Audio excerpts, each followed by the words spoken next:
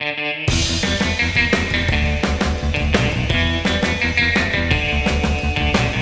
eu sou o Matheus Marcolini e seja muito bem-vindo ao Resumo News, o podcast de notícias do Resumo ETEC.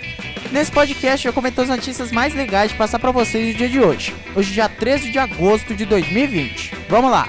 E a primeira notícia do UOL. A ANS decide que planos de saúde terão que cobrir teste para a Covid-19. Para abrir o Resumo News desse dia 13 de agosto de 2020, uma quinta-feira, a ANS, a Agência Nacional de Saúde Suplementar, decidiu hoje que os planos de saúde terão que cobrir o teste sorológico para diagnóstico da Covid-19. Essa decisão aí passa a valer a partir de amanhã. Segundo a Agência Nacional de Saúde Suplementar, a ANS, é a decisão da diretoria colegiada. Diretoria colegiada é tipo quando forma um colégio, algumas pessoas que decidem, elas são eleitas, mas enfim, não é esse o mérito, né? A diretoria colegiada tomou essa decisão após a conclusão de uma análise técnica das evidências científicas que já temos, além de a realização de um amplo debate, segundo eles, sobre o tema com o setor e com a sociedade.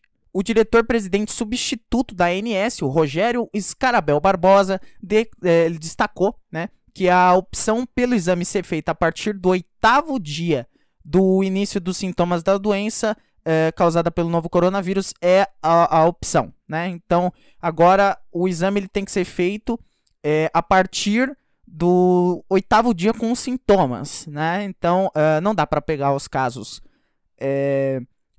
assintomáticos e botar para fazer teste, porque aí, tipo, muita gente deve estar com corona e não tá com sintomas, mas enfim, quando você tem sintomas, a partir do 8º dia dá para fazer aí o teste.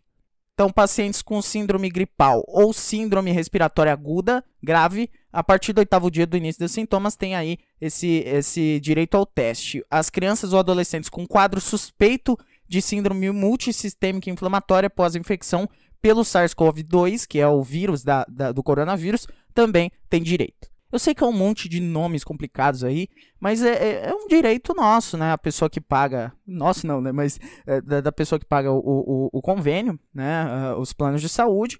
Então, se ela tiver aí nesses quadros, ela tem o direito ao exame. A próxima notícia é do G1. Primo de Michele Bolsonaro reclama de falta de apoio após morte da avó. Essa notícia é assinada pelo Pedro Alves, do G1 do Distrito Federal, e diz que um primo da primeira-dama Michele Bolsonaro, a mulher do Jair Bolsonaro, afirmou em uma rede social no Instagram que ela não prestou apoio à avó Maria Aparecida Firmo Ferreira, que morreu por complicações da Covid-19 no Hospital Regional da Ceilândia, lá no Distrito Federal, na madrugada dessa quarta-feira. Em postagem, o Eduardo de Castro, que é o primo da Michele, publicou uma foto da avó deles, né? E da primeira-dama também. E aí ele escreveu, abre aspas, obrigado por você não ter feito absolutamente nada por nossa avó. Tanto poder, tanta influência e por vergonha, sim, vergonha, não ajudou o seu próprio sangue. Fecha aspas.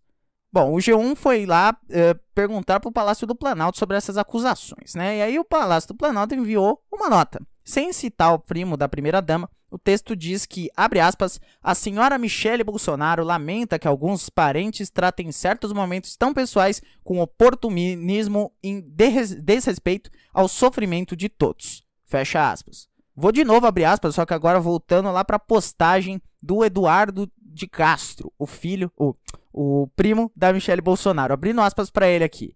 Você ajuda tantas pessoas, participa de tantos projetos para ajudar os outros e sua própria família você vira as costas. Triste ver quem você se tornou. Não reconhecemos mais você. E aí, numa outra publicação, ele jogou um print dizendo ser uma mensagem da Michele Bolsonaro, né? Tem um print.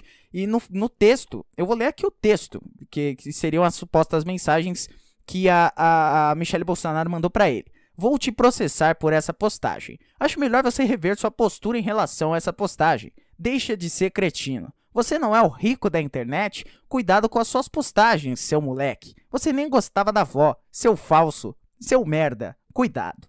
Agora tem o posicionamento também da primeira-dama, né? À noite ela se manifestou sobre a morte da avó dela por meio de uma nota divulgada pelo Palácio do Planalto também, né? Aí ela informou que, abre aspas, recebeu com pesar a notícia sobre o falecimento da avó. Ela sente e afirma que é um momento de tristeza e dor para toda a família.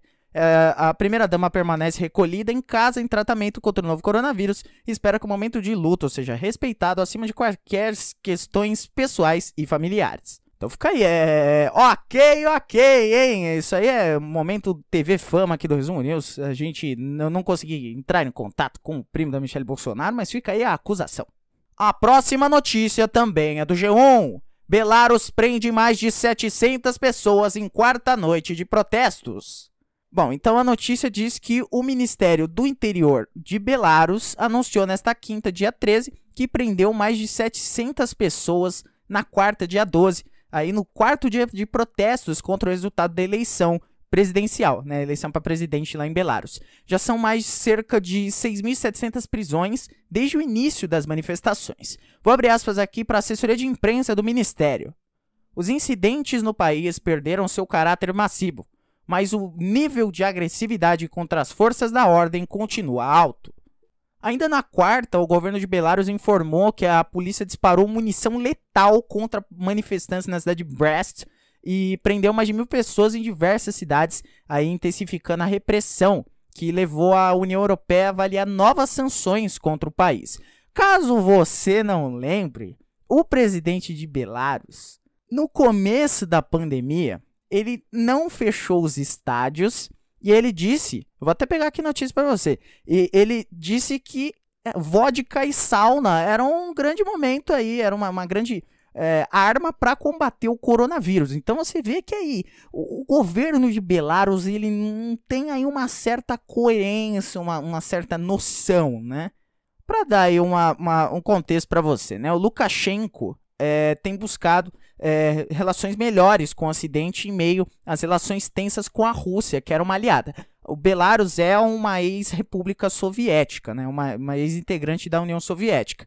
Aí Bruxelas levantou em 2016 sanções impostas por causa do histórico de violação de direitos humanos do Lukashenko, que é o ex-administrador, né, o presidente, o governador de Belarus hoje. Ele era ex-administrador de fazendas e ele está no comando de Belarus há mais de 25 anos.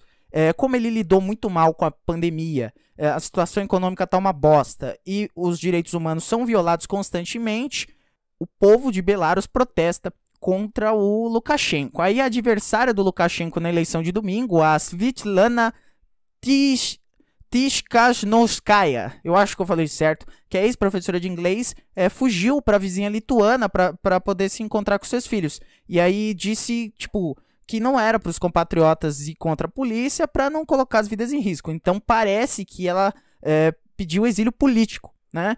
Então é uma situação realmente muito complicada em Belarus.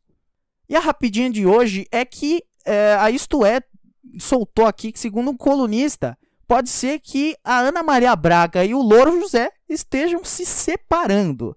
Segundo informações da colunista Fabiola Hyperd, da Hora da Venenosa, lá da Record TV, ela disse que atualmente a Ana Maria Braga está morando em São Paulo, não quer voltar para o Rio de Janeiro, onde era gravado Mais Você, e talvez isso acabe interrompendo a parceria com o Louro José. Já imaginou?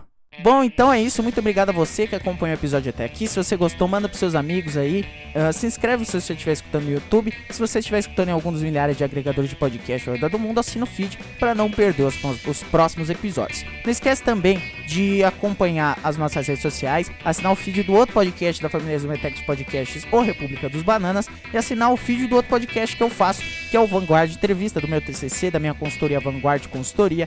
Hoje saiu uma entrevista muito legal com o Ciro Ramen, do Brasil que Deu Certo. Então, se você gosta aí de entretenimento, gosta de cultura brasileira, tá lá uma entrevista muito legal. É isso, eu vou ficando por aqui. Amanhã você me escuta um pouquinho mais. Tchau!